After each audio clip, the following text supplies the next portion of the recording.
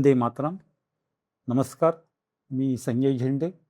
आपण पाहतात ॲक्वेरियस इन्साइट्स हे यूट्यूब चॅनल. मित्रांनो, सध्या महाराष्ट्रात 300-350 वर्षांपूर्वी झालेल्या किंवा न झालेल्या छत्रपती श्री शिवाजी महाराज आणि संतश्रेष्ठ रामदास स्वामी यांच्या भेटीविषयी काथ्याकोट सुरू आहे. तसेच त्यांच्यातील गुरुशिष्याच्या नात्याचा खरे खोटेपणा सिद्ध करण्यासाठी अहमिका सुरू आहे. त्याचवेळी आपल्या शेजारी राष्ट्रांनी काय केले माहीत आहे का? परंपरागत शत्रुराष्ट्र असलेल्या पाकिस्तानने चीनच्या मदतीने अवकाशात उपग्रहाचे गेल्या शनिवारी यशस्वी प्रक्षेपण केले आहे. भारताच्या दृष्टीने ही अतिशय चिंतेची बाब आहे, कारण भारताच्या बाबतीत जासूसी करण्यासाठीच चीन आणि पाकिस्तान एकत्र आले आहेत. यात भरीसभर म्हणजे चीन लवकरच 2 पाकिस्तानी व्यक्तींना चीन अवकाशात पाठवणार आहे. मित्रांनो, आजच्या युगात अंतराळ म्हणजे स्पेस हेच नवीन मोर्चा आहे. चीन आणि पाकिस्तानच्या सहकार्यात आता फक्त जमीन म्हणजे सीमा किंवा रेल्वे नाहीत, तर अंतराळात उडणाऱ्या उपग्रहांशी नवी युद्धरेषा रचली जात आहे. अशा वेळी आपण कुठे आहोत? इतिहासातील कोणत्या गोष्टींचा काथ्याकूट करीत आहोत? त्यामुळे नेमके काय साध्य होणार आहे याचा गांभीर्याने विचार करण्याची वेळ आली. मित्रांनो, शनिवार दिनांक 25 एप्रिल 2026 रोजी चीनच्या ताइयुऑन सॅटेलाइट लॉन्च सेंटरवरून पाकिस्तानचा PRSC-E03 हा अर्थ ऑब्झर्वेशन पृथ्वी निरीक्षण करण्याचा उपग्रह सॅटेलाइट यशस्वीरित्या अंतराळात सोडण्यात आला. पाकिस्तानचा PRSC-E03 हा उपग्रह सोडण्यात आला त्या रॉकेटचे नाव आहे लाँग मार्च 6. चीनने गेल्या वर्षात अशा 3 ते 4 पाकिस्तानी सॅटेलाइट्स लॉन्च केल्या आहेत, ज्यामध्ये HS-1E02 आणि PRSS-2 यांचा समावेश आहे. या उपग्रहाच्या माध्यमातून भूमीवर अत्यंत अचूक छायाचित्रे आणि डेटा मिळतो. पाकिस्तानच्या मते याचा वापर शेती, वनसंपदा, आपत्ती व्यवस्थापन यासाठीच असेल, पण त्याचबरोबर सीमा क्षेत्रात भारतीय सैन्य स्थानकांची दृश्ये देखील नोंदवली जाऊ शकतात. ही धोक्याची घंटा आहे मित्रांनो. म्हणजेच चीन पाकिस्तानच्या अंतराळ सहकार्यामुळे भारतावर थेट फक्त जासूसी नाही, पण अधिक निरीक्षण क्षमता निर्माण करीत आहे.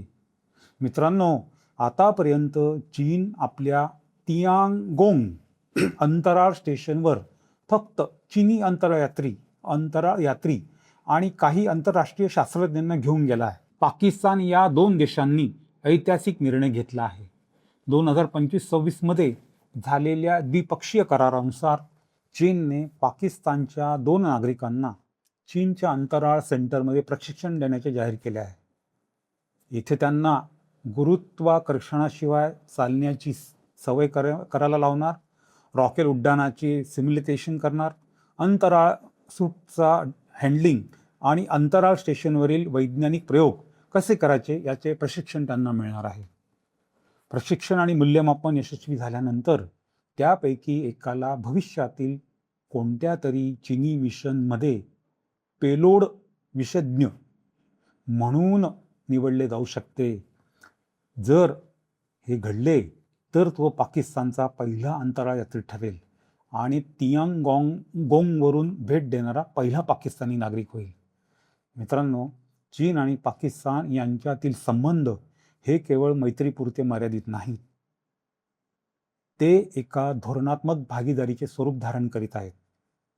ही प्रतिमा त्यांच्या सदाबहार धोरणात्मक सहकारी भागीदारी या संकल्पनेचे प्रतीक आहे. यात आता अवकाश सहकार्यामुळे भारताची चिंता मात्र वाढली आहे. चीन पाकिस्तानमध्ये रस्ते, रेल्वे आणि ऊर्जा प्रकल्पांसाठी अब्जावधी डॉलर्सची गुंतवणूक करीत आहे. दुसरे, ग्वादर बंदर या प्रकल्पामुळे चीनला अरबी समुद्रात थेट प्रवेश मिळणार आहे. ज्यामुळे त्यांचे तेल आणि गॅस आयात करण्याचे अंतर मोठ्या प्रमाणावर कमी होईल. तिसरं म्हणजे ऊर्जा प्रकल्प. पाकिस्तानमधील विजेची कमतरता दूर करण्यासाठी चीन तेथे कोळसा, सौर आणि जलविद्युत प्रकल्पांना मदत करीत आहे. भारताच्या दोन्ही सीमांवर पूर्व आणि पश्चिम मित्रत्वाचे संबंध असलेले हे दोन देश भारतासाठी एक फ्रंट वॉर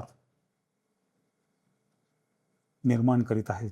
हे दोन्ही आघाडीवरचे युद्ध संकट निर्माण करू शकतात. सतत भारताचे अहित चिंतणाऱ्या पाकिस्तान आणि चीन या दोन राष्ट्रांचं एकत्र येणं हे आपलं स्वास्थ्य बिघडवणार आहे आणि चिंता वाढवणार आहे, हे नक्की. मित्रांनो, याला प्रत्युत्तर म्हणून भारत सुदर्शन चक्र ही नवीन इलेक्ट्रॉनिक्स युद्ध आणि ड्रोन डिफेन्स सिस्टीम यावर भर देत आहे. त्याविषयीची माहिती आपण लवकरच एका नवीन व्हिडिओच्या माध्यमातून जाणून घेणार आहोत. असे माहितीपूर्ण व्हिडिओ पाहण्यासाठी हे चॅनल सबस्क्राईब करा. त्यासाठी सबस्क्राईबचं बटन क्लिक करा. मित्रांनो, याविषयीचे आपले मत कमेंट्स बॉक्समध्ये नक्की नोंदवा. जय हिंद.